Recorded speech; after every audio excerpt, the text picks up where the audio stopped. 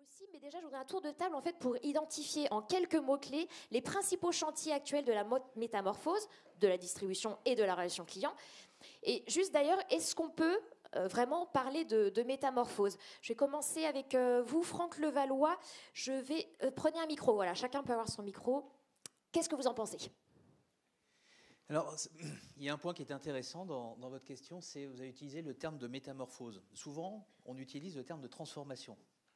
Mais le terme de transformation, alors c'est la même chose, hein, métamorphose c'est plutôt du grec, transformation c'est plutôt du latin, mais ça veut dire exactement la même chose. Ce qui est intéressant, c'est que le terme transformation, aujourd'hui, je trouve, sentiment personnel, très galvaudé. Très galvaudé parce que tout le monde en parle, mais au fond, est-ce qu'on en fait tous réellement de la transformation?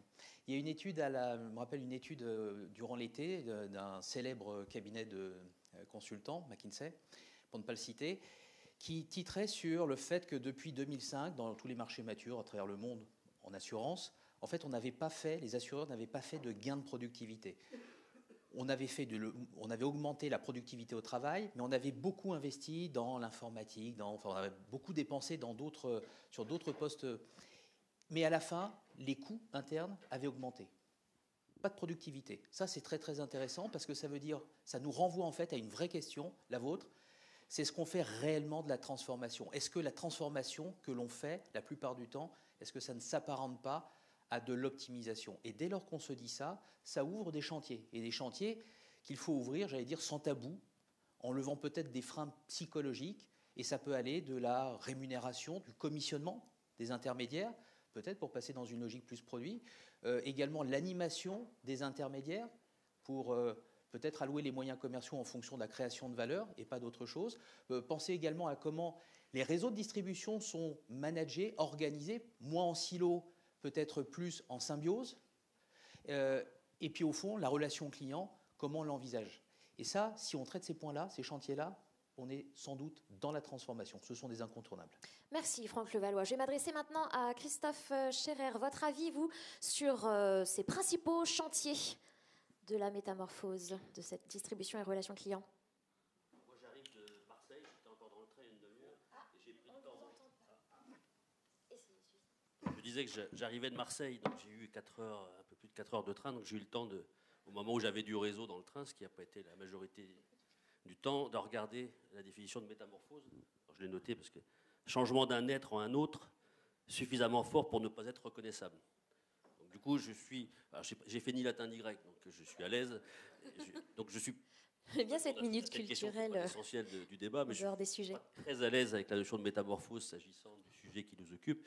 Et je pense plutôt qu'il faut parler effectivement d'une succession de programmes de transformation plutôt que de métamorphose. Mais bon, ça c'est juste pour la beauté sémantique du débat. Mais justement, la question était aussi de si on pouvait vraiment parler de métamorphose. Donc c'est bien de faire le point là-dessus. Donc non. Et de remettre les points sur les i. Non, plus sérieusement, enfin pour ma part, et c'est, je pense, tout à fait en résonance avec ce que mon voisin vient d'indiquer, il y a effectivement des sujets qui, je pense, sont communs à toutes nos maisons, digital, data, innovation, etc. Pour moi, le véritable challenge en matière de transformation, c'est d'arriver à concilier ces changements-là, qu'on a tous, me semble-t-il, avec un autre aspect, en tout cas, chez Malakoff, Médéric Humanis, qui nous est très cher, c'est comment, en faisant tout ça, on garde le sens du capital humain au centre du débat, comment le manager redevient encore plus qu'il n'était au centre du dispositif, et notamment en matière de distribution. Voilà. Pour moi, c'est ça, c'est essentiel. En tout cas, c'est en tant que patron de la distribution de ma maison, ce que j'essaie de m'attacher à faire, et c'est probablement, de mon point de vue, ce qui est le plus compliqué en termes de transformation, d'arriver à concilier ces deux dimensions qui ne sont pas si facilement que ça rejoignables. Très bien. Merci, Christophe Scherer. Jérémy Sebag, quel est votre avis? Bonjour à tous. Moi, ça fait 20 ans que j'évolue dans la distribution, donc je suis jeune pour autant. J'ai commencé assez tôt. En fait, ce que je peux vous dire, c'est que j'ai jamais pensé qu'il allait y avoir une révolution en matière de produits d'assurance. J'ai toujours pensé en fait que la révolution viendrait plutôt sur la distribution d'assurance. Néanmoins, en fait, je suis assez d'accord avec mes deux voisins. Clairement, on ne peut pas parler de métamorphose de cette distribution, mais plutôt, on va dire, d'une transformation successive. C'est l'expérience que j'en ai en tout cas. Si jamais je me réfère, parce que je crois que je suis le seul ici en fait en tant que courtier, donc distributeur, Chez SPV Assurance, en fait, la distribution d'assurance, elle est multiple, elle est même omnicanal. On fait du direct en P2C, on fait du B2B2C. Et c'est sûr que sur cet aspect-là, notamment la partie plutôt grossiste, en fait, on le voit, il y a clairement des choses qui bougent, qui évoluent. J'avais envie de mettre en avant, en fait, un aspect assez important chez nous, c'est l'aspect du phygital. Alors effectivement, on parle de digital de plus en plus. Aujourd'hui, pour un courtier d'assurance, on va dire 2.0, si on a vraiment envie de faire une différenciation dans les années à venir, il faut avoir un système d'information robuste et propriétaire. Mais néanmoins, je pense que le client, et notamment dans son expérience utilisateur, il a encore envie, c'est assez paradoxal d'ailleurs avec l'ère du digital au sens large, hein, tout online, il a encore envie en fait d'avoir une présence physique d'un conseiller pour que justement en fait il soit bien accompagné. Parce qu'on vend de l'assurance malgré tout, et il ne faut pas l'oublier, c'est quand même des sujets assez complexes, très techniques. Et voilà. Et donc en fait, je pense qu'il n'y a pas de métamorphose, il y a juste en fait une évolution naturelle par rapport à ce qu'un client demande.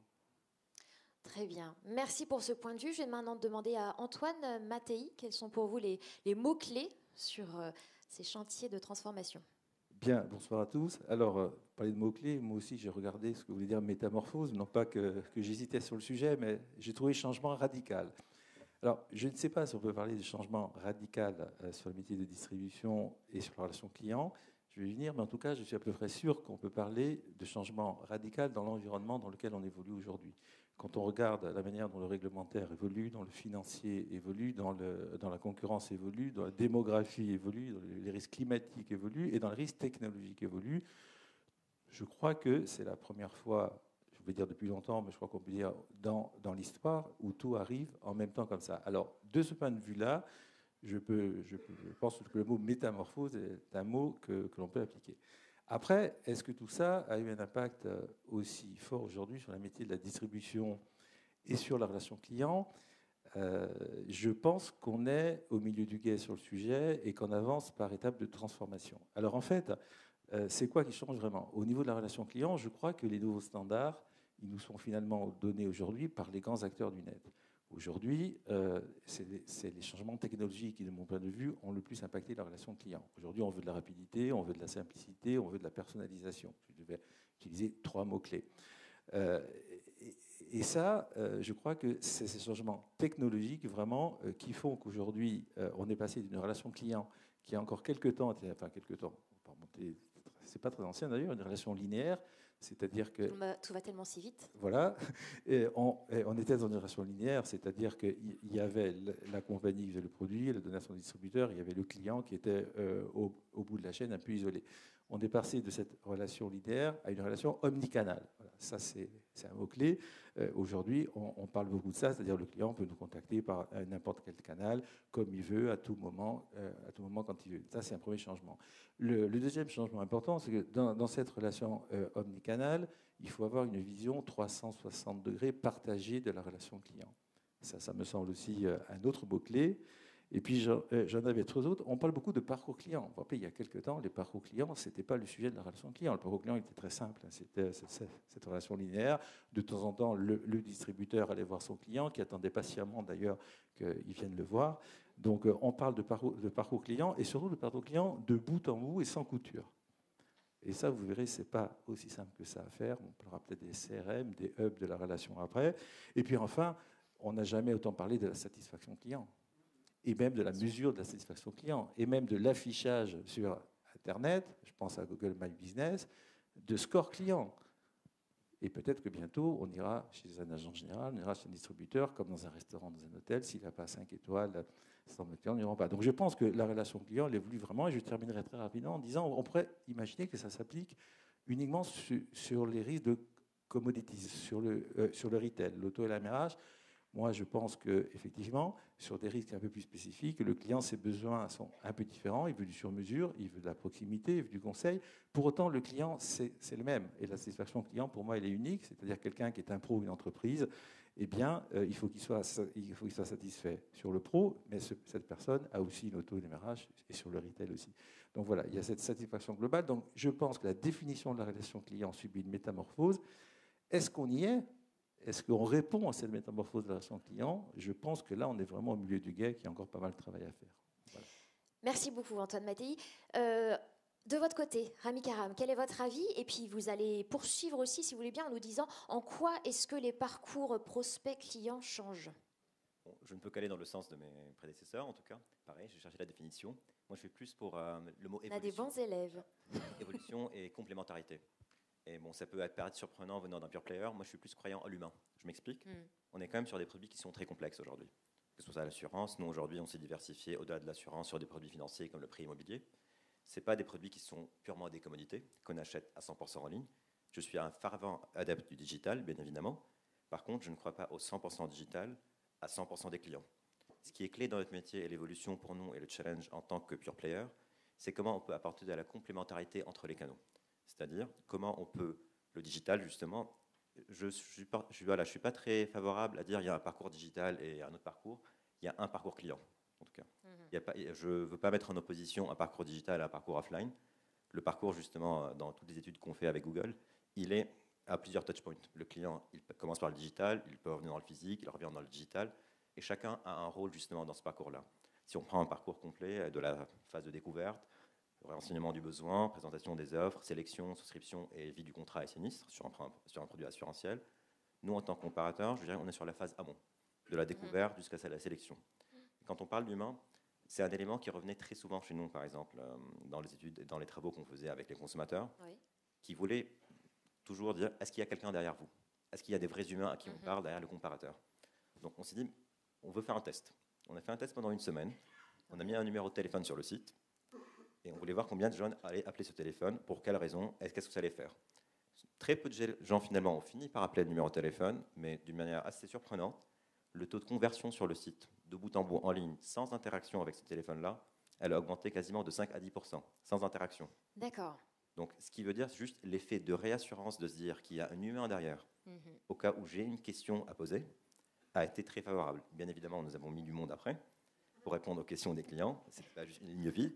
Donc, maintenant, il y a des humains qui sont derrière, qui répondent en chat, par téléphone, en support aux questions sur l'usage du site.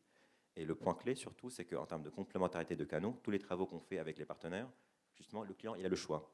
Il a le choix s'il souhaite derrière acheter en ligne à 100%, parler à un conseiller au téléphone s'il le souhaite, ou même se rendre à l'agence pour souscrire. Mais voilà, avoir l'assurance d'avoir un service humain derrière ça, et juste de le savoir, des fois, ça peut aider à rassurer. Exactement. Et à se sentir accompagné. Exactement, c'est très important comme point. N'hésitez pas à prendre les micros. Donc, je dirais plutôt c'est un chemin vers l'humain qu'on fait plutôt que vers le digital. Très bien. Christophe Scherer, comment construisez-vous le parcours client, vous, chez Malakoff Médéric Humanis? Alors moi, je n'ai pas la même difficulté, parce que j'ai 12 000 collaborateurs. Donc je n'ai pas d'autre choix que de mettre des humains derrière mes clients. Donc on a les problèmes qu'on mérite. Non, trêve de plaisanterie. Alors moi, je suis un acteur du B2B, à 90% de mon activité. Les ventes en full web, ça doit représenter un peu moins de 2% des ventes totales. Et je dois avoir à peu près 10% des ventes qui sont web assistées par téléphone. Et le reste, c'est à l'ancienne, contact physique avec un conseiller commercial ou un courtier. Et je vais juste citer une anecdote pour rebondir sur ce que vous disiez. J'ai mis il y a quelques mois en place avec un autre acteur courtier de la place, un dispositif de vente de contrats TNS, santé prévoyance, auprès des chauffeurs de taxi G7. Bon, moi, c'est comme ça, c'est précis. Donc ça illustre bien la logique affiditaire qu'on va voir. On a bâti un écosystème full digital qui permet en 3 clics de souscrire contrat santé et prévoyance. Après 4 mois, qu'est-ce que je constate? Exactement ce que vous venez de dire, c'est-à-dire que j'ai très précisément, au nombre de contrats près, un tiers des ventes qui se sont faites en full digital. Donc le chauffeur de taxi qui a compris que, faisant 3 clics, il devenait titulaire d'un magnifique contrat santé, prévoyance, TNS, Malakoff, Médéric Humanis. Un tiers qui n'a pas compris tout de suite et qui a besoin d'avoir un conseiller au téléphone pour assister la vente. Et c'est ça qui est intéressant, parce que ce n'est pas du tout ce qu'on avait prévu, un tiers des ventes qui se sont faites au dépôt G7, là où les chauffeurs de taxi viennent une ou deux fois par semaine pour régler diverses problématiques administratives ou liées au véhicule. Donc c'est intéressant, je trouve, de voir que sur un modèle qui avait vocation à être un écosystème full digital à 100%, on a finalement la multicanalité qui s'est mise en œuvre dans toute sa splendeur, un tiers, un tiers, un tiers. Alors, pour répondre à la question, alors, pour ce qui nous concerne, je l'ai dit tout à l'heure, hein, nous, notre obsession, c'est de mettre en rapport de façon systématique, à chaque fois qu'on le peut, cette capacité d'innovation digitale, data, etc., avec ce qui est le socle à la fois des valeurs du groupe et puis de ce qu'on veut porter vis-à-vis de nos clients, qui est la protection du capital humain. Alors le terme, là aussi, un peu comme la transformation, c'est parfois un peu galvaudé. Et donc ce qu'on essaie de faire en matière de création de parcours client, c'est, pour faire court, deux, trois choses assez simples. La première, c'est déjà de raisonner par segment, puisque j'ai 500 000 entreprises clientes, dont 90% de TPE de moins de 10, mais 70% de mon chiffre d'affaires, c'est des grands comptes de plus de 5 000. Donc tout ça, ça se traite évidemment pas de la même façon. C'est une évidence, mais ça n'a pas toujours été dans des maisons comme les nôtres, premièrement. Deuxièmement, se différencier en ayant systématiquement une offre dite tout en un. Offre tout en un, chez nous, ça veut dire quoi? Ça veut dire une offre d'assurance, ça reste assez banal.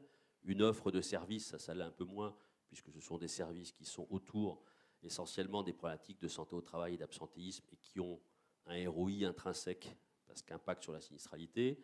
Et troisièmement, ça c'est plus nouveau chez nous, réinstaurer au centre de l'offre de valeur vis-à-vis du client, ce qu'on appelait traditionnellement l'action sociale dans les institutions de prévoyance, rebaptisé pour les besoins de la cause accompagnement sociétal, mais c'est la même chose. Et on a systématiquement, pour chaque segment, des parcours clients dans lesquels on a cette approche tout en un, assurance, plus service, plus accompagnement social. Et c'est là-dessus qu'on fonde notre différence, avec en amont de ça, un outil qui s'appelle le diagnostic du capital humain, qui permet à un prospect de s'auto-scorer sur ces sujets-là, et ensuite nous d'orienter tel package tout en un. Très bien. Merci Christophe. Je voulais voir avec vous, Antoine Mattei, tout à l'heure, vous nous le disiez, la distribution n'est plus linéaire. Le client, maintenant, on est sur de l'omnicanalité. Je l'ai bien dit ? En tout cas, il est omnicanal. Et alors, est-ce qu'il n'y a pas là un enjeu majeur, justement, sur la maîtrise de la relation client? Est-ce qu'on peut aller plus loin, justement, sur ce sujet? Alors, de mon point de vue, la maîtrise de la relation client, c'est vraiment l'enjeu principal. Alors, pourquoi je dis ça? Parce qu'on sort quand même d'une ère relativement dorée. Alors, je m'explique, dans la relation linéaire, effectivement, on avait un client qui était, comme je disais, en bout de chaîne, un peu isolé. On avait un client qui, pour résilier, il fallait qu'il lise très attentivement à quel moment, où, pourquoi, comment, parce que généralement, la date était passée dès qu'il s'y intéressait. J'avais fait une petite liste. On avait des données clients qui étaient la propriété quasi exclusive, j'ai envie de dire, du distributeur. Il a partagé des fois, même pas avec la compagnie, en tout cas pas toutes. Et puis on avait un client qui était informé de rien, puisqu'il n'y avait pas de comparateur, par exemple. Et donc, c'était une ère bénie où le client, en fait, il était captif. Et jusque-là, ça allait bien à tout le monde, en tout cas à nous, ça allait très bien. Et puis, mais ça a changé. Et ça a changé. Et alors, si je refais la même chose, le client, il est devenu omnicanal, hein, avec des relations où il a des points de contact partout. Il y a eu l'amont qui est passé par là. Je parlais du changement réglementaire. Maintenant, il résilie quand il veut à partir de la deuxième année. Les données clients, elles sont partout. Elles sont sur les GAFA. Elles sont chez les banques assureurs. Alors avant, elles y étaient aussi, mais ils ne faisaient pas d'assurance. Parce que le modèle banque assurance est un modèle très français. Hein. Le modèle intégré de banque assurance, pour être précis. Donc maintenant, ils ont nos données. Ils ont même le niveau de la prime d'assurance auto. Ça aide pour la tarification. Il n'y a plus besoin de grands actuaires. Je plaisante, mais ça peut être utile aussi. Et puis, ils sont évidemment informés sur le web, les comparateurs, etc. Donc, le client qui était captif dans une architecture ouverte, eh ben, il n'est plus captif. Alors ça, c'est sûr, c'est un peu compliqué. Alors maintenant, la véritable question, c'est que est-ce qu'on peut maintenir la maîtrise de la relation client dans une relation qui est ouverte? Alors, est-ce qu'il y en a qui arrivent? Alors nous, pour l'instant, très honnêtement, je vais dire dans 2 secondes, je pense que nous n'y sommes pas encore. Mais il y en a qui arrivent. Il y a le cas Apple. On rêve tous, enfin en tout cas moi, mais en tout cas, on rêve tous du cas Apple, parce que vous savez que Apple, évidemment, il vous attire avec ça, avec son produit phare, sur lequel vous vous connectez 150 fois par jour. Voilà. Dire que la fréquence de contact dans l'assurance n'est pas tout à fait la même. Et puis, comme vous vous connectez 150 fois par jour, il vous vend des accessoires Apple, il vous vend l'Apple TV, l'Apple Music, il vous vend l'Apple Store, évidemment. Et puis, une fois que vous avez tout ça, qui ne marche que sur ce device, qui ne marche que sur c'est bien le micro, qui ne marche que sur cet outil, eh bien, au bout du bout, quand vous allez le changer, qu'est-ce que vous faites? Vous rachetez un iPhone. Voilà. Et nous, quand un client arrive et qu'il a un changement de véhicule, qu'est-ce qu'il fait? C'est là où on a les taux de résiliation les plus élevés. Quand il déménage, qu'est-ce qu'il fait? C'est là où il y a des taux de résiliation qui sont les plus élevés. Et donc, je pense qu'on n'y est pas encore, on n'est pas encore au niveau du rêve Apple. Alors, je pense qu'aujourd'hui, la marche pour les assureurs, de mon point de vue, est encore trop haute. Par contre, il y a une marche qui est à notre portée et qu'il ne faut absolument pas que l'on loupe. C'est qu'aujourd'hui, il faut que dans la relation client et dans la satisfaction client, sur nos fondamentaux, il faut qu'on soit impeccable. Parce que le seul moyen qu'on a de retenir un client aujourd'hui, qui est libre de faire ce qu'il veut, c'est qu'il soit satisfait de la relation client et des services que nous lui apportons. Donc voilà, le monde a vraiment changé. D'accord. Donc la satisfaction client avant tout, et cette omnicanalité est donc possible. Ça demande beaucoup de chemin encore. Le courtier de proximité, on peut se demander s'il risque de subir, lui, cette transformation. Jérémy Sebac, de votre point de vue, quel est le rôle du courtier grossiste? Déjà, le courtier de proximité, c'est, par rapport à ce que vous disiez tout à l'heure, justement, c'est peut-être le seul rempart pour le client de rester. C'est-à-dire qu'en fait, il est censé normalement accompagner son client dans tout son chemin de vie. Donc, il est sûr que en fait, la transformation digitale qu'on vit tous au quotidien, il l'a subie, mais pour répondre à votre question, il peut être accompagné. Donc, je pense que le courtier grossiste fait partie des acteurs qui peuvent continuer à accompagner le courtier de proximité, parce qu'en fait, il a cette relation avec le client, quelle que soit, on va dire, sa zone géographique. Normalement, les relations se passent plutôt bien. Après, c'est sûr que il subit le courtier de proximité plein de choses en même temps. En ce moment, donc, il a subi RGPD et la TDA dans le même exercice. Il a fallu donc qu'il modifie un peu sa manière de travailler. Et c'est sûr qu'il doit faire aussi continuer de tourner son affaire. Donc c'est pas simple. C'est la raison pour laquelle en fait les courtiers grossistes accompagnent de plus en plus, et d'ailleurs ce pourquoi ils performent sur le marché. Les courtiers de proximité, ils apportent des produits, mais ils n'apportent pas que des produits, plus que des produits en fait. Ils apportent aussi beaucoup d'IT parce qu'on a une agilité informatique assez intéressante, assez importante. On est quand même quasiment tous délégataires de ces grandes compagnies d'assurance que j'ai autour de moi, et on est des vrais partenaires. Et donc en fait, on peut se positionner pour les courtiers de proximité comme on va dire un défenseur de leur métier. Et puis en tout cas, chez SPV Assurance, on a bien compris ça et on a voulu aller même plus loin. On a repris en fait un modèle un peu archaïque dans ce secteur de l'économie française, puisque le modèle de la franchise existe dans plein de secteurs de l'économie. Et nous, en fait, on a voulu être le premier vrai franchiseur pour accompagner le courtier de proximité. On lui apporte en fait nos produits, effectivement, mais on lui apporte aussi notre marque, on lui apporte nos SI, on lui apporte du réglementaire, on lui apporte un vrai accompagnement pour que justement, en fait, ce beau métier qu'est le courtier d'assurance puisse continuer d'exister dans les années à venir. Très bien. Merci pour ce focus sur le courtier. Franck Levallois, dites-nous quelles sont les transformations actuelles et futures de la distribution chez Allianz, s'il vous plaît. Alors, il y a beaucoup de transformations. On a évoqué le sujet très très large de la métamorphose, de la transformation, peu importe le terme, dans le secteur de l'assurance et plus particulièrement de la distribution. Beaucoup de transformations, je cite souvent des exemples autour de, comme le disait Antoine, autour de l'omnicanalité, le fait par exemple de faire travailler ensemble, ce qui est quand même pas banal, de faire travailler ensemble des réseaux salariés, des conseillers patrimoniaux salariés avec des agents généraux pour multi-équiper des clients, c'est-à-dire comment articuler les compétences de l'ensemble de nos commerciaux, quel que soit leur statut, agents, conseillers salariés, peu importe, mais dans une logique de saturation des besoins clients. Ça, c'est une sacrée transformation qu'on a initiée l'année dernière, qu'on poursuit, qu'on étend. Aujourd'hui, une autre transformation, c'est la manière dont on développe des services non assurantiels qui permettent en réalité de générer beaucoup plus de trafic dans nos agences. Des services non assurantiels, l'exemple phare que je donne systématiquement, c'est celui des cartes grises qui permet d'attirer des prospects dans nos agences et ensuite de passer de la carte grise à la carte verte. Mais si je prends un peu de recul, la transformation, les termes génériques de cette transformation que nous opérons sur la distribution, en France, mais pas qu'en France d'ailleurs, au sein du groupe. Donc c'est beaucoup plus global, au sein du groupe Allianz.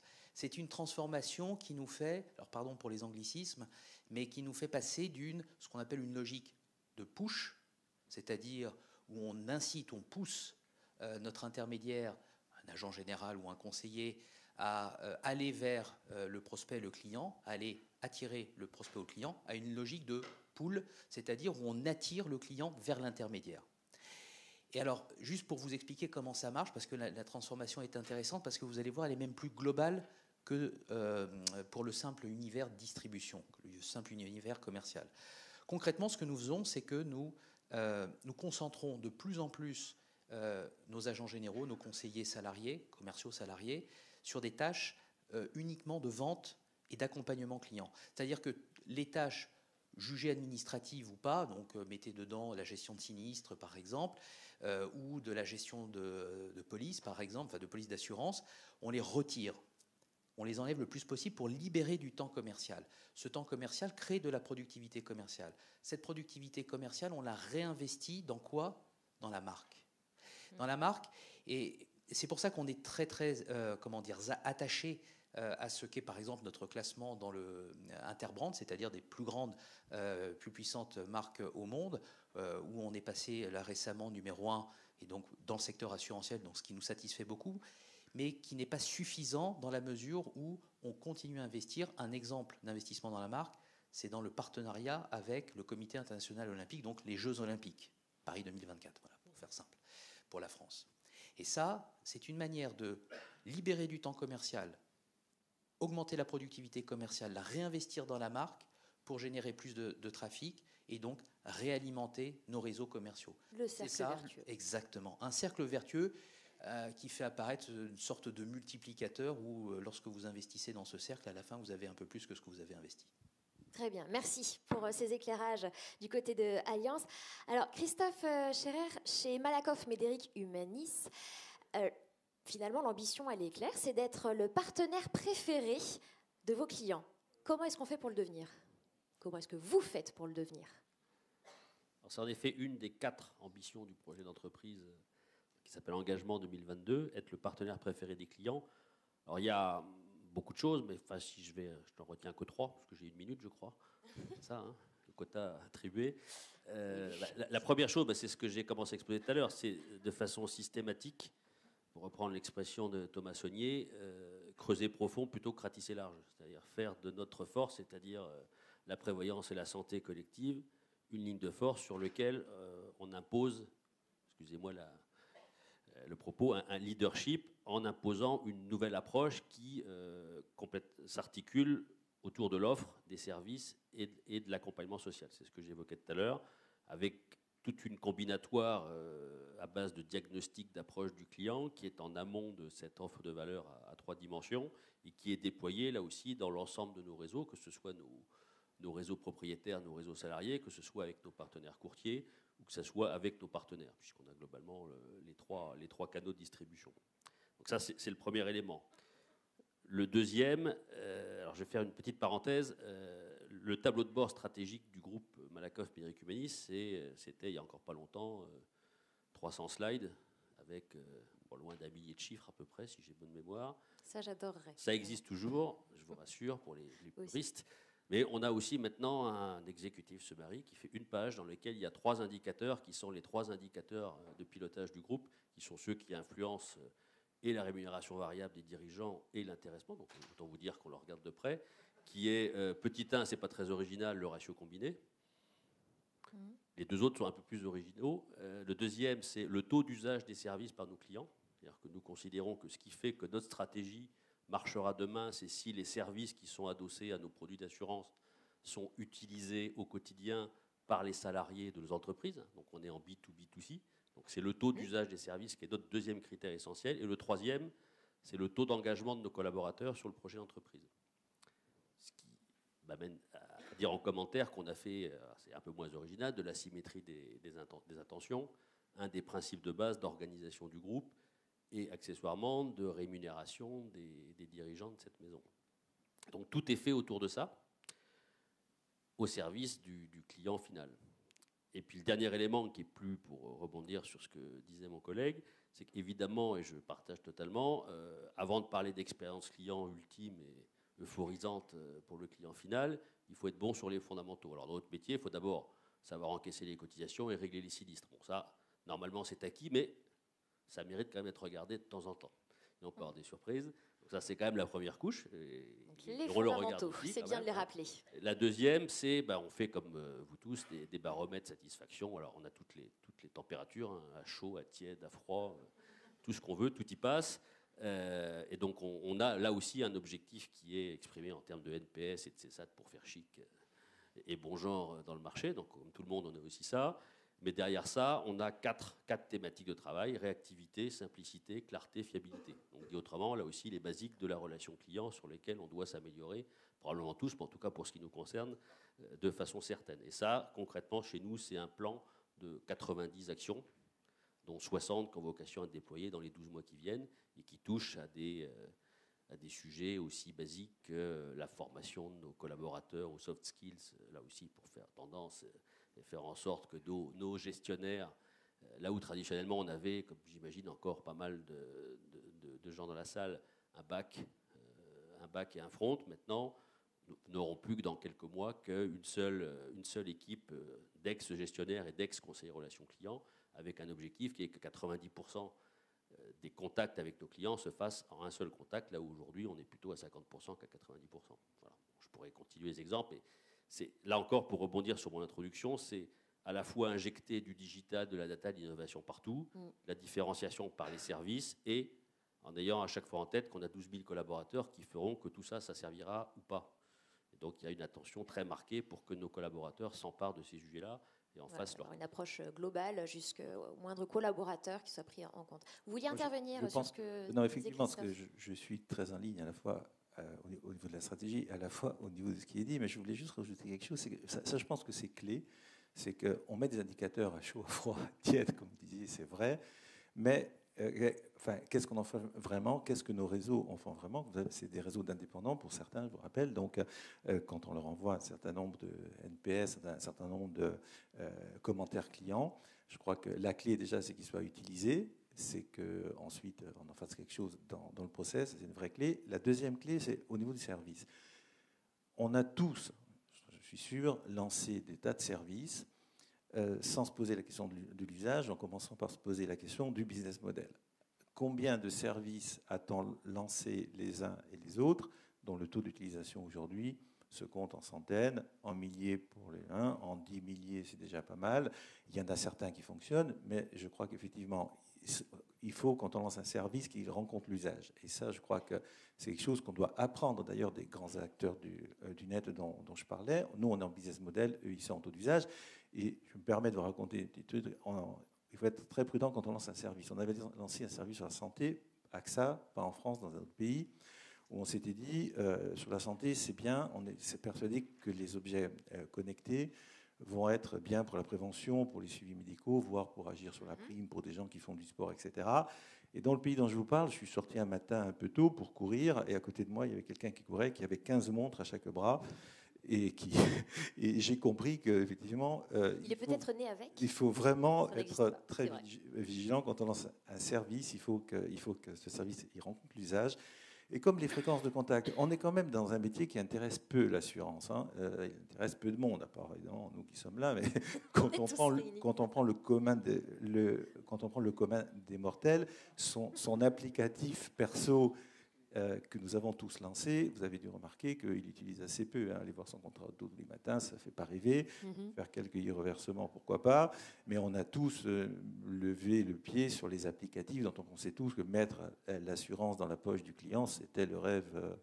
On a tous mis un peu de voilure. Alors peut-être que ça reviendra, parce que vous savez, quand on lance ces sujets, ce qu'on apprend aussi des grands acteurs du net, c'est qu'il ne faut pas surestimer l'impact immédiat, mais il ne faut surtout pas sous-estimer l'impact à moyen terme. Voilà, on a tous ces sujets à embrasser. Donc, beaucoup de services lancés, mais en tout cas, l'idée, c'est de... J'étais sûr que Franck... Ce sont les usages, de bien réfléchir là-dessus avant tout. Oui. Mais oui, parce qu'en fait, on parle de parcours client. Je suis entièrement d'accord avec toi, on a lancé tous... des services dans les contrats, en dehors des contrats. Et moi, j'en étais d'ailleurs, j'en suis toujours, et j'en étais un promoteur jusqu'à un moment où j'ai failli perdre confiance d'ailleurs, en me disant, mais à un moment donné, de toute façon, ça ne marche pas. Et ça ne marche pas, pourquoi ? Parce qu'on perd cet usage, ou on n'a pas cet usage. Et aller expliquer à un intermédiaire, prenez un agent général, prenez un courtier, prenez peu importe, un commercial sur le terrain, allez lui expliquer qu'il y a, au-delà de toute la gamme de produits qu'il a à vendre, il a 150 services dans ses produits ou autour de ses produits. En réalité, il est incapable de les présenter. Et s'il est incapable de les présenter à un client, s'il ne les pratique pas, s'il n'y a pas suffisamment de volume, en réalité, eh bien, il ne les présentera jamais. Et donc, tous ces services sont sur le côté. Mais en fait, si on a présenté, si nos équipes ont designé, conçu 150 services autour de tous ces produits, ce n'est pas parce qu'elles ont mal fait leur boulot. C'est simplement parce que je pense qu'on est resté dans une logique de parcours client. Bref, de process. Ce n'est pas parce qu'on met client dans une phrase qu'on pense client. Et le parcours client, c'est plus du process.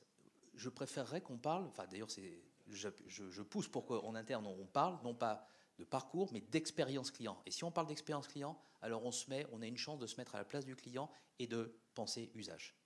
Très bien. Merci beaucoup pour ces éclairages très importants. Je vais vous demander... Rami Karam, les comparateurs d'assurance existent depuis déjà quelques années. J'ai vu que ça existe depuis environ 20 ans qu'il y a eu le premier comparateur d'assurance, c'est ça, une vingtaine d'années ? 19 ans. 19 ans, d'accord. Bon, alors la question en fait c'est de savoir si les Français aiment toujours le comparateur, si à l'avenir ça va rester toujours ce bon allié qu'on a aujourd'hui. Bon, c'est un grand mot en tout cas. Il y a un vrai usage, c'est ce que je veux dire, il y a un vrai besoin derrière. Rien que le chiffre de Google, quand on voit derrière, c'est que premièrement, quand on prend les parcours, les expériences clients, pour prendre le mot expérience plutôt que parcours, quand on parle de digital, quand on parle de mobile principalement, plus de 50% des parcours mobiles commencent par les comparateurs aujourd'hui. Donc je dirais dans la phase de découverte initiale, les comparateurs sont une étape derrière qui est très importante aujourd'hui et sur laquelle les clients passent énormément. Aujourd'hui sur le site, nous avons plus de 2 millions de visiteurs par mois qui viennent se renseigner sur tous les produits et c'est des chiffres qui sont en augmentation tous les ans en tout cas. Donc il y a un vrai besoin. Il y a un réel usage parce que c'est des produits qui sont complexes justement. Le travail de pédagogie, la possibilité d'avoir des offres sur mesure, c'est très important pour le client et la rapidité surtout. Aujourd'hui, en termes sur les comparateurs, les éléments que les clients aiment bien, c'est plutôt la personnalisation. C'est que l'offre qu'ils ont en face, elle est personnalisée par rapport à leur profil précis et à leurs besoins. La rapidité principalement. En moins de 10 minutes, nous avons plusieurs offres de plusieurs fournisseurs au final, quelle que soit la verticale produit en tout cas, qu'on peut nous proposer. Et se dire, bon, je peux revenir quand je veux, je ne suis pas forcé à faire un choix. En tout cas, c'est une étape. Je reviendrai après. Ça me permettra de voir, de comparer ailleurs, quitte à revenir par la suite et choisir justement un des fournisseurs qui sont présents sur ce comparateur-là. Et j'ai le choix justement de canal de contact aussi. Et j'ai un des points, un challenge que nous avons aujourd'hui en tout cas. Donc je pense que ce ne sera pas exactement les mêmes que les distributeurs physiques. Nous, c'est le mobile plutôt, le vrai challenge principal. D'accord. Aujourd'hui, dans l'expérience client, le mobile compte plus de 50% de notre trafic. Et quand on passe, par exemple, la pub télé le soir à la télé, en pic, ça peut monter à 70-80%. Aujourd'hui, je pense qu'il n'y a personne qui se prend plaisir vraiment à remplir 10-15 minutes de questionnaire d'assurance sur son téléphone mobile. Donc là, on a un vrai enjeu de simplification de ce parcours-là pour adresser les clients. Oui. Et on a adapté l'expérience pour ce type de clients-là avec des simulateurs express en moins de 2 minutes pour qu'ils aient au moins un tarif indicatif pour les engager et quitte à les refaire revenir après avec une expérience qui soit plus complète en tout cas. D'accord. Et donc ce qu'on voit depuis qu'on s'est aussi lancé au-delà de l'assurance, justement sur les produits financiers et les produits d'énergie, il y a une réelle appétence en tout cas. Aujourd'hui, les dépenses, ce qu'on appelle nous les dépenses contraintes, ça pèse à peu près le tiers du budget d'un ménage en France. Donc il y a des réelles sources d'économie à avoir à des garanties ou à des services équivalents sur les autres produits, notamment un produit comme l'énergie aujourd'hui, qui devient une commodité, sur lequel il y a beaucoup d'acteurs qui rentrent, des gros acteurs en tout cas, et pour lequel le parcours est très simple et la comparaison, elle est que tarifaire. Donc je dirais le besoin de comparaison est en train de croître à la fois sur l'assurance ainsi que d'autres verticales aujourd'hui. Très bien. Merci Rami. Je voulais voir tout à l'heure, Franck Levallois, vous en parliez, on parlait du parcours client qui est plus parler des usages, de l'expérience client. On parle de simplification, de fluidification. Qu'est-ce que vous en pensez ? Est-ce que ça rend les choses vraiment beaucoup plus efficientes ?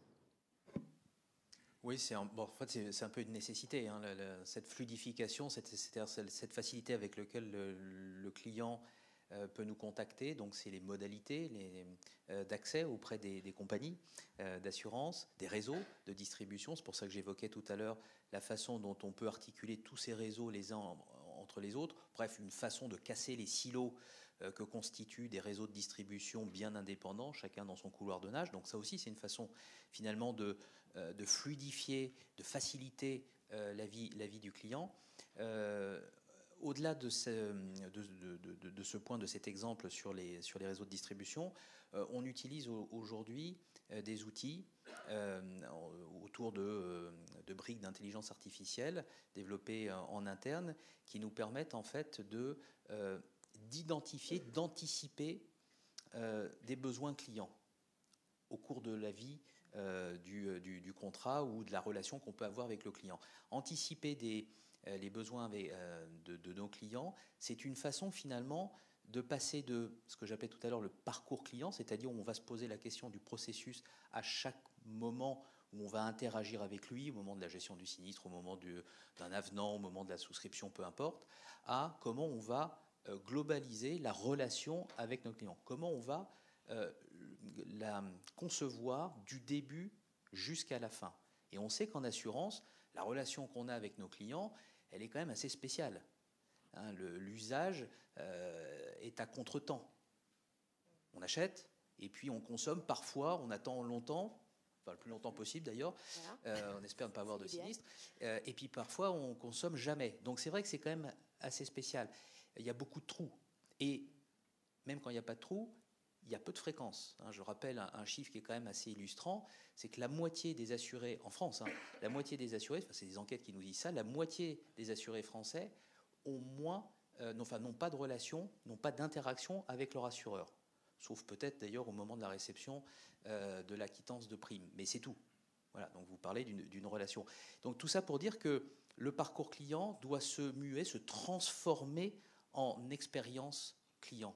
C'est ça qui nous semble important, et ces briques d'intelligence artificielle nous permettent en fait d'envoyer des informations, des déclencheurs, des triggers comme on dit en interne ou en anglais, auprès des commerciaux pour lui dire tiens, à ce moment-là, les informations qu'on a captées ou l'analyse de données que l'on a pu faire nous font dire que tu devrais contacter tel client ou tel autre client. C'est important de le faire à ce moment-là. Et ça, c'est une façon d'enrichir l'expérience client, bref, de passer d'un parcours client à une expérience client.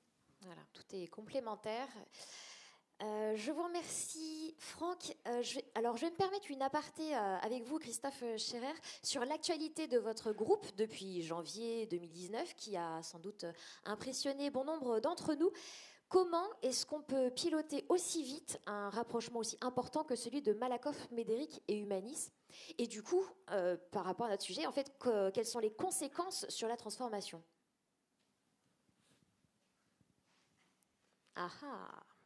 Alors, il y a je vais essayer d'être simple.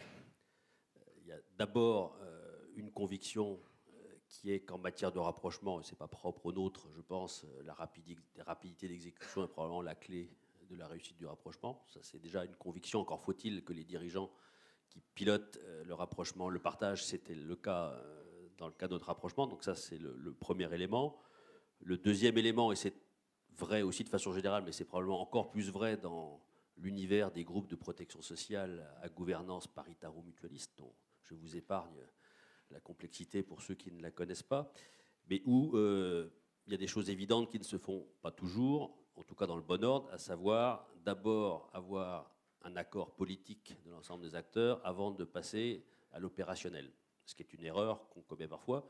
Je le dis d'autant plus que je l'ai moi-même, nous l'avons nous-mêmes commis dans un précédent rapprochement qui ne s'est pas fait, celui avec la Mutuelle Générale pour ne pas le citer, où on a fait l'opérationnel avant le politique. Donc là, on a fait le politique avant l'opérationnel, et donc tout ça nous a permis effectivement de faire un rapprochement en, pour être précis, 18 mois entre les premières discussions et la fin des infoconsultes mettant en place opérationnelle la nouvelle organisation. Donc ça, c'est pour expliquer comment s'est fait le rapprochement. Après, sur la transformation, là aussi, soit on ne fait pas de transformation pendant le rapprochement, et dans ce cas-là, on est fatalement dans le choix d'un modèle ou de l'autre, des deux qui se rapprochent. Soit on veut embarquer le corps social vers un nouveau projet qui n'est ni celui de l'un ni celui de l'autre, et dans ce cas-là, on peut appeler ça comme on veut, mais c'est fondamentalement de la transformation. Donc non seulement on n'a pas arrêté la transformation, mais on l'a accélérée, parce que ce que j'ai esquissé dans mes propos depuis le début de cette table ronde, c'est fondamentalement des choses que nous avons enclenchées depuis moins d'un an, et qui ont consisté à accélérer la transformation, tant vis-à-vis du client, que vis-à-vis de notre fonctionnement interne, que vis-à-vis de nos systèmes d'information, etc., etc. Donc, pour nous, la réussite du rapprochement passe fondamentalement par une accélération de la transformation. Très bien.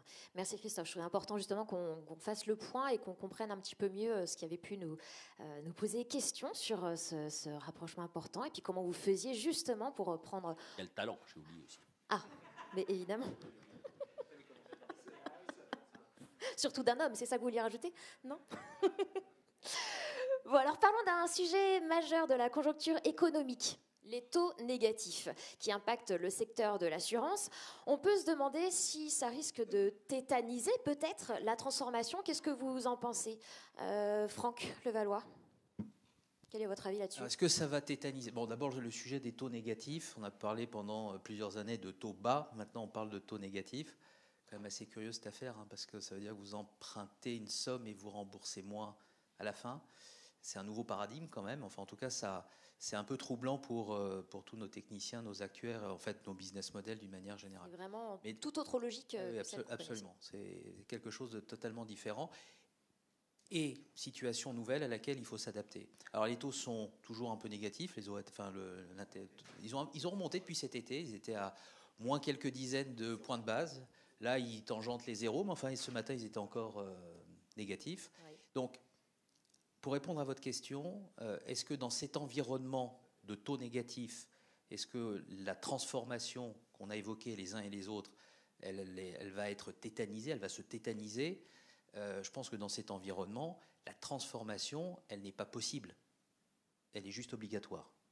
D'accord. Donc, c'est plus l'effet inverse. Oui, c'est l'effet inverse, parce que pour l'assurance vie, bon, tout le monde est convaincu dans la salle qu'en assurance vie, c'est sûr que, et d'ailleurs, on est plusieurs à être intervenus dans la presse pour expliquer, pour faire de la pédagogie autour des fonds en euros, en expliquant que à partir du moment où les taux étaient négatifs, c'est sûr que l'idée même du fonds en euros qui est là pour préserver, protéger l'épargne de l'assuré, c'est vrai qu'avec des taux négatifs, on ne voit pas bien ce que ça veut dire protéger l'épargne. C'est ça va être difficile à expliquer. Bon. Et donc, on est intervenu là-dessus. Donc, on voit bien que l'assurance vie va devoir réinventer ses offres et donc ses méthodes de vente. Et là où je suis d'accord avec Jérémy, c'est que là, la transformation, elle va passer par la distribution, parce qu'il va falloir réinventer nos méthodes de présentation de ces offres. Ça, c'est vrai pour l'assurance vie. Alors là, vous pourriez vous dire dans la salle, mais alors regarde, c'est bon, on est protégé. Non, parce qu'il y a d'abord, il y a des branches d'activité sur lesquelles, de toute façon, elles sont tellement à long terme que les mécaniques intrinsèques de provisionnement, bref, les modèles économiques intègrent les taux d'intérêt. Je pense notamment à la construction. Je pense aussi aux branches longues comme de l'ARC. L'ARC, pensez à l'ARC corporelle, dommages corporels en auto. Donc l'auto, c'est quand même quelque chose qui sera aussi impacté. Et puis plus généralement, regardez sur le marché français, vous avez environ, c'est l'ordre de grandeur, retenez que ça, 50% du résultat des sociétés Yard, société d'assurance Yard, qui est réalisé 50% par du résultat financier. Et quand vous pensez à la masse d'OAT qui compose les portefeuilles d'investissement des assureurs, Yard mais aussi Vie, vous comprenez qu'en réalité, le sujet, il est majeur, mais pour tout le monde. Tout à fait. Alors, avant de voir avec vous, Jérémy Sebag, justement, les modèles qui vont émerger pour la distribution, je voulais avoir du coup le point de vue d'Antoine Mattei et puis de vous, Christophe Scherer. Bien, alors, est-ce que la situation assez exceptionnelle qu'on connaît aujourd'hui, le taux d'intérêt négatif, va tétaniser, c'est ça, hein? Oui, exactement. Ce contexte des taux négatifs et la transformation. Quel impact sur la transformation? Et, écoutez, de mon point de vue, si on reste dans ce sujet, relations clients, etc., parce que si on part sur le sujet d'épargne, et je partage tout à fait l'avis de Franck, en épargne, il va falloir probablement réinventer un certain nombre de modèles, sous réserve que tout ceci dure, évidemment. Moi, de mon point de vue, aujourd'hui, la relation client, elle est drivée par d'abord le client lui-même et par la technologie. Donc, le fait que les taux d'intérêt soient bas, c'est un élément de contexte. Un élément de contexte qu'il faut intégrer, bien entendu pas de la même manière selon qu'on raisonne en vie ou en IRD. Il y a quand même le sujet commun, c'est qu'on est dans des métiers à cycle inversé, c'est-à-dire qu'on encaisse les primes et puis, on disait d'ailleurs, on paiera un jour. Donc dans les deux cas, ne plus avoir de produits financiers est quand même un vrai sujet. En épargne, il est dramatique. En IRD, pour revenir à la relation client, je pense qu'il va y avoir un petit phénomène, c'est que aujourd'hui, les produits financiers n'étant plus là, eh bien, on va revenir sur les fondamentaux techniques. Et généralement, la technique et la simplicité et la rapidité ne font pas bon ménage. Je veux dire comme ça. Et ce que je pense, c'est que là, justement, tout l'apport des nouvelles technologies, des data, etc., va être majeur. Parce que pour être précis en technique, il faut poser plein de questions. C'est-à-dire les 3-4 questions sur Internet pour avoir un tarif, dans un modèle où il n'y a plus de produits financiers, ça va être compliqué. Et donc le vrai sujet, c'est ça, c'est que comme la technique va nous pousser à devenir plus compliqué, ben comment on continue la transformation dans la simplification, la rapidité et la personnalisation dans ce monde-là. Et là, je pense que vraiment l'apport de la technologie va être extrêmement important pour poser le moins de questions à un client pour faire un vrai tarif technique. D'accord. De votre point de vue, Christophe Scherer, sur ce contexte des taux négatifs et puis sur l'impact que ça peut avoir je pourrais sur la vous dire que je ne transformation. fais pas d'IRD et je ne fais pas beaucoup d'épargne. Donc normalement, je pourrais être tiré d'affaire, mais non, manque de bol. Ça impacte aussi la prévoyance collective. Et là, il se trouve que nous en faisons beaucoup dans le groupe. Et là, on est touché de plein fouet, comme mes collègues, à la fois par la baisse des produits financiers et puis accessoirement par la hausse considérable des provisions que cela génère. Et donc, concrètement, alors c'est sûrement un sujet de distribution, mais je vais être un peu plus basique et un peu plus brutal dans mon propos, c'est aussi une question de tarif. C'est-à-dire que ça veut dire qu'inévitablement, les tarifs prévoyance collective du marché vont devoir augmenter de façon assez significative, puisque l'impact des taux négatifs, c'est à peu près de même ampleur que lorsqu'on a relevé l'âge de la retraite il y a quelques années, avec les impacts qu'on a connus de mémoire de 10 à 15 points d'augmentation brutale des tarifs de tous les assureurs. Donc on est exactement dans le même dispositif. D'ailleurs, quand nos spécialistes financiers sont venus en COMEX nous présenter le sujet en disant taux négatifs au mois d'août qui se poursuivent un peu après, ça veut dire impact Solva 2 pour le groupe Malakoff Méric Humanis, moins 30 points. Bon, ça va, on part de haut. Enfin, comme je suis un garçon qui aime rendre service à mes petits camarades, j'ai aussi regardé ce que ça donnait chez mes confrères. En général, des taux en prévention, sur l'activité assurance collective, des taux de solvabilité un peu moins élevés, ça fout les jetons. Ça veut dire que la première conséquence des taux bas, c'est une accélération probablement sans précédent du mouvement de concentration et de rapprochement, en tout cas dans le monde de la protection sociale. Je ne ferai pas de commentaires sur des métiers que je connais moins bien, mais en tout cas sur celui que je connais bien, c'est clair que le mouvement de concentration qu'on connaît depuis quelques années, il va s'accélérer de façon extrêmement brutale, et ça a commencé. Il suffit de regarder ce qui se fait depuis le début du mois de septembre. Ça, c'est le premier élément. Et donc ces mêmes financiers chez nous ont dit il faut lever le pied sur la prévoyance collective. On va se remettre sur la santé à fond. Mais j'aurais dit non. On était quelques-uns à dire non, c'est exactement l'inverse. Comme on est numéro 1 de la prévoyance collective et qu'il n'y a plus beaucoup d'acteurs qui vont pouvoir faire de la prévoyance collective demain, because impact des taux bas, si on se démerde bien, excusez-moi l'expression, on va pouvoir encore renforcer notre leadership sur ce marché. Donc nous, notre stratégie, c'est les taux bas, c'est une opportunité. Alors, on peut parler de transformation de ce point de vue-là, et c'est d'accélérer notre présence, notre leadership sur ce marché de la prévoyance collective, où quelques acteurs seulement vont pouvoir tirer leur épingle du jeu.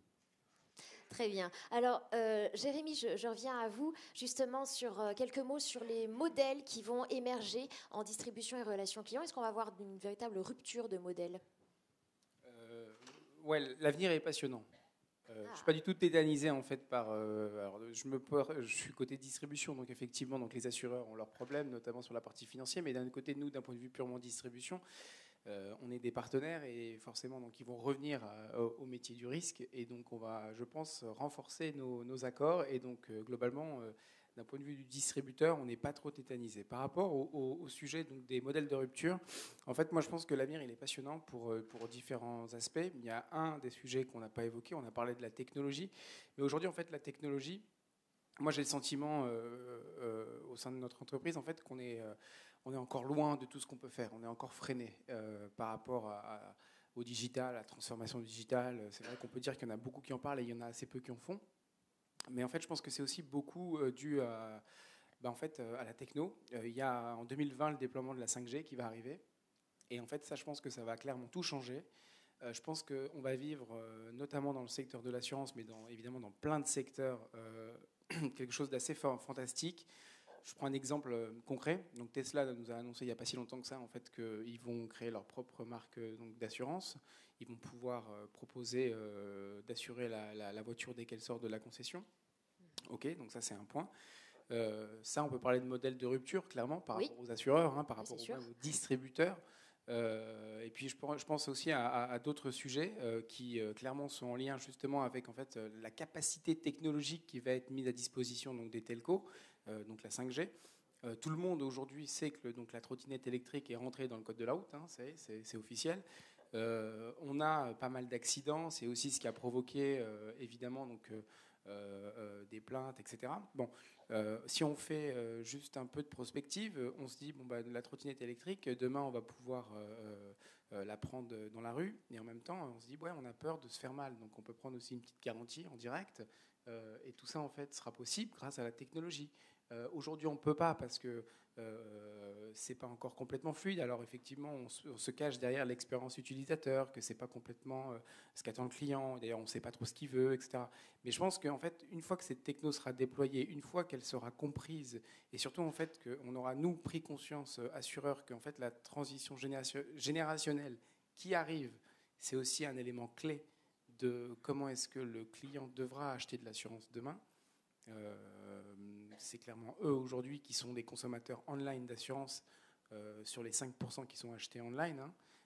Donc c'est vraiment les primo-accédants. Donc c'est cette transition générationnelle qui arrive et qui va vivre avec la 5G, qui va vivre avec ces modèles de rupture qu'on va connaître. Donc je suis plutôt confiant sur l'avenir, mais il va falloir attendre encore un peu. Très bien, merci. Alors on arrive à la fin de cette table ronde. Je vais vous demander à chacun de dire quelques mots sur l'avenir de vos transformations, si vous deviez résumer les choses. Rami, si vous souhaitez prendre le micro.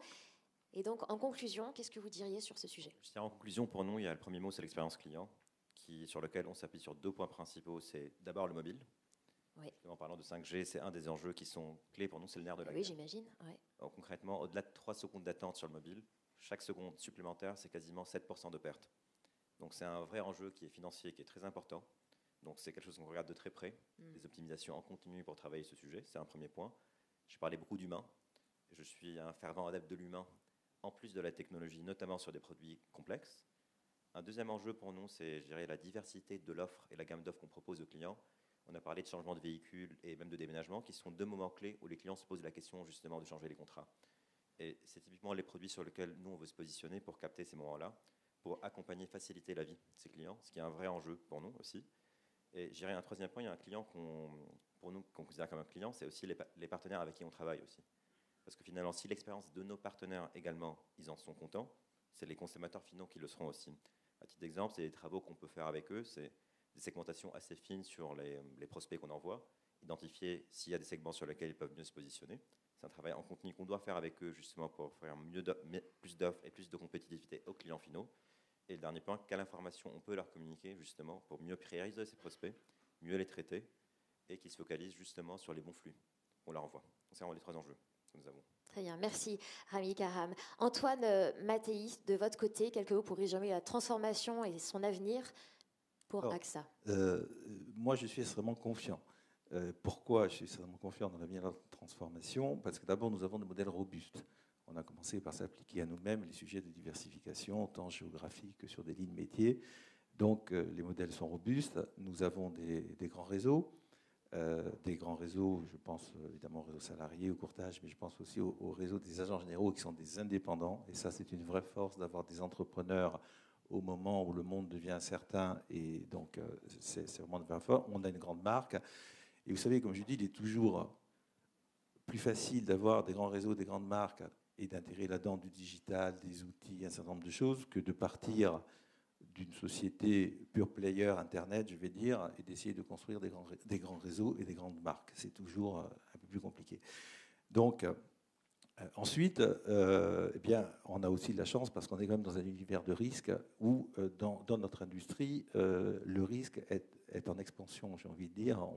Ce n'est pas des métiers qui se rétrécissent. Je pense au cyber-risque, je pense au risque climatique, je pense à la retraite. Donc, tout ça fait que sur la transformation, ça va nous porter. Si l'assurance vie a des problèmes, la retraite, avec le PER notamment, prendra le relais certainement sur un certain nombre de sujets. Et enfin, pour terminer, et pour résumer un peu les idées que je voulais porter ce soir, c'est qu'il y a beaucoup de choses inspirantes à prendre dans le monde de la tech, je veux dire au sens large. Alors, d'abord, je pense qu'il faut aujourd'hui qu'on intègre les tendances techno chaque fois qu'on pense à un service, à un nouveau produit, c'est-à-dire c'est le big data, intelligence artificielle, parce qu'on en parle beaucoup, mais pour l'instant, effectivement, on n'a pas encore vraiment mis en œuvre tout ça.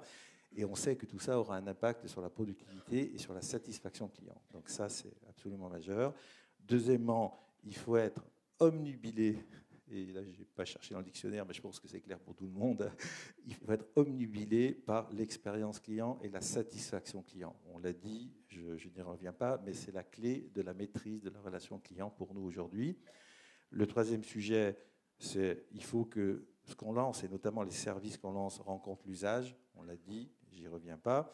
Et enfin, dans un monde qui est de plus en plus volatile, les choses bougent de plus en plus vite, il faut que la vitesse et le timing au moment où on le fait l'emporte sur la complétude de l'offre. Voilà, il faut qu'on sorte, on est encore un peu dans nos modèles où on ne sort rien tant que ce n'est pas vraiment carré. D'abord parce que nos réseaux, on n'a pas 2 fois l'occasion de faire une bonne impression avec un réseau. Donc on a toute cette complexité d'être dans la bonne vitesse, dans le bon timing, pour autant ne pas être forcément dans la complétude de l'offre. Donc voilà les 4 D'accord. Majeurs. Très bien, merci beaucoup Antoine. Jérémy, vous nous avez parlé justement des modèles de rupture. Pour résumer, qu'est-ce qu'il faut retenir de votre côté ? Comme mon voisin, je suis très confiant en fait sur l'avenir. Clairement, donc, par rapport à tous les sujets qu'on a pu évoquer par rapport aux compagnies d'assurance, d'un point de vue purement distribution, on est enraciné en fait. Ils ont besoin de nous. Donc, je suis assez confiant sur l'avenir de la distribution en assurance en France. Le vrai sujet, c'est voilà, qu'est-ce que veut le client et notamment donc la satisfaction client, la relation au client, donc l'expérience utilisateur. Tout ça, c'est des mots en fait qui sont assez communs. Qu'est-ce que veut le client dans la distribution ? Voilà. Donc, nous, chez SPV Assurance, on a aussi misé sur l'omnicanalité, online, avec des courtiers, avec des franchisés, ou alors aussi avec des commerciaux, parce que justement, je pense que ça lui laissera le choix. Mais voilà, donc d'un point de vue purement factuel, on est assez confiant sur le marché de la distribution. Très bien. Merci. Un mot de votre part, Franck Levallois. Alors comment sujet de l'avenir de la transformation chez Allianz. Comment on voit l'avenir, comment je vois l'avenir de la transformation dans la distribution chez Allianz France. En 2 mots, je dirais sans tabou. Sans tabou. Transparence. Ouais. En fait, sans tabou, c'est-à-dire que il faut. Enfin, Jérémy tu parlais tout à l'heure là, des modèles de rupture. Tu parlais des modèles de rupture. Je pensais en fait, d'ailleurs, on n'a pas prononcé le terme parce que on l'a peut-être prononcé trop souvent jusqu'à présent. C'est le terme de disruption. Mais je vous invite d'ailleurs à relire ou à lire un auteur, un professeur de Harvard qui s'appelle Clayton Christensen, qui a fait un bouquin, référence, il en a fait plein, mais il en a fait un qui a une 20aine d'années, qui s'appelle Le dilemme de l'innovateur. Et il vous explique un truc très simple, très intéressant, c'est qu'en réalité, notre problème des acteurs, des institutionnels, des acteurs bien implantés, qui ont un business model qui marche bien, qui est rentable, bon bref, c'est un peu ce qu'on a évoqué tout à l'heure. Notre problème, c'est justement notre business économique, notre business model rentable et qui fonctionne bien. Parce qu'en réalité, on n'ose pas le remettre en cause. On n'ose pas faire des choix radicaux. On a peur. Et c'est ça qui fait d'ailleurs, pour reboucler sur ce que je vous disais en introduction, c'est ça qui fait que souvent, on confond transformation et optimisation. C'est plus simple d'optimiser, c'est plus rassurant. On va de petit pas en petit pas plutôt que d'oser penser le modèle autrement. Bref, de réinventer le modèle. Et je pense que, pour finir sur le sujet des modèles de rupture, je ne sais pas si on est disrupté aujourd'hui. Je ne sais pas à quel moment on le sera, mais je pense qu'on le sera. C'est juste une question de temps. Et donc, si on pense qu'on sera disrupté, le meilleur choix à faire, c'est de se disrupter soi-même aujourd'hui. Très bien. Merci beaucoup, Franck. De votre côté, Christophe Scherer, pour conclure du coup sur les prochaines étapes pour Malakoff, Médéric, Humanis. Alors, avant de parler des prochaines étapes, faire un petit retour arrière. Il y a un mois et demi, je crois, j'étais devant l'ensemble de mes commerciaux. Je leur faisais succéder toutes les mauvaises nouvelles qu'on vient d'évoquer, les taux bas, etc. Je les voyais avoir une grise mine. Je leur ai dit à un moment donné, je ne sais pas si ça évoquera quelques souvenirs dans la salle, mais première solution, c'est on plie les Gaules, on se couche et on attend la mort. C'est Francis Blanche dans Les Vieux de la Vieille. Les accords, c'est pas tout récent, mais bon, chacun a les références qu'il mérite. La première solution, évidemment, c'est pas. Et l'autre solution, évidemment, celle qu'on a choisie tous autour de cette table, voilà, c'est d'être dans la transformation permanente et de changer et d'évoluer et d'accélérer la transformation. C'est bien, comme ça, il n'y a pas de nuance et effectivement, il faut prendre. Voilà, donc c'est l'un ou l'autre, il n'y a pas entre deux. Voilà, non pas plus sérieusement, parce que ce que je dis est très sérieux, mais si je dois résumer, nous, la façon dont on veut le faire aujourd'hui et encore plus demain, je vais prendre deux expressions qu'on utilise à l'interne, c'est ID2 et ICHE. Alors, ID2, c'est chez nous Innovation Digital Data. Ça, c'est la partie modernité, transformation qu'on vient d'évoquer. Et puis l'autre, et je vais terminer là-dessus, ICHE, c'est l'indice du capital humain en entreprise. C'est un indice qu'on a inventé il n'y a pas très longtemps, il y a un peu moins de 6 mois, qu'on mesure chez tous nos clients entreprises. Et on a fait la démonstration, nos équipes data ont fait plus exactement la démonstration, qu'il y avait un lien direct, quasi parfait, entre le montant de cet indice et la performance de l'entreprise. Dit autrement, on commence à prouver ce qu'on dit depuis 15 ans maintenant, à savoir que dans une entreprise où on prend soin des salariés, où les salariés sont bien traités, où on se préoccupe du bien-être au travail, où on fait en sorte que les collaborateurs arrivent avec la banane le matin au boulot, au final, l'entreprise a de meilleurs résultats sur un plan économique et financier. Et ce constat, qui est finalement du bon sens, mais qu'on commence à avoir mesuré et modélisé dans nos approches, on cherche et on cherchera à le traduire dans tous nos services qui auront aussi un impact sur les résultats économiques des contrats d'assurance. Et on pense que si on fait ça, on ne sera pas loin d'avoir créé quelque chose d'assez vertueux qui concilie le bonheur en entreprise et la performance économique. Et au passage, la nôtre. Très bien. Merci à tous de nous avoir apporté vos visions respectives sur la transformation de la distribution et de la relation client. Merci Christophe Scherer, merci Franck Levallois, merci Jérémy Sebag, merci Antoine Mattei et merci Rami Karam. On peut les applaudir, s'il vous plaît, c'était passionnant. Merci beaucoup.